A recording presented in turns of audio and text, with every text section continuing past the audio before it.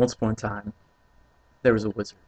Now this wizard wasn't a manly wizard, but he wasn't a girly wizard either. He was just a normal, everyday wizard. One day this wizard decided he wanted to find his place in the magical world. So he went and started an adventure. He planned his adventure for 3 days. Then he was off. The wizard crossed mountains and rivers.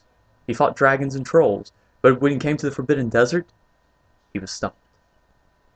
No spell he used could get him across, and no spell would stop the sun from glaring down on him and burning him alive.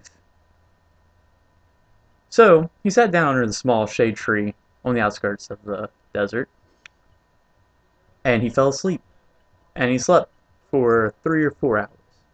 Then when he woke up, he saw a woman coming from the distance. He stood up and he ran to the woman, and then he noticed that, well, she was beautiful. Plus, she had 2 camels, so he could finally get across the desert. Well, when the girl saw him, she was kind of scared, and she asked, "What brings you to the Forbidden Desert, sir?" And the wizard replied, "My dear woman, I'm on an adventure, and I need something that can get me across this desert."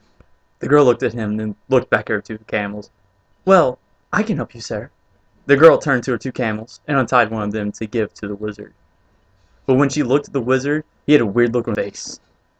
He spoke softly. "Why, yes. Yes, you can help me, my dear girl." And with a wave of his hand, he turned the woman into a camel. He shooed the other 2 camels away and quickly loaded his things onto the girl, who was now a camel. Then he climbed onto her back, and they were off.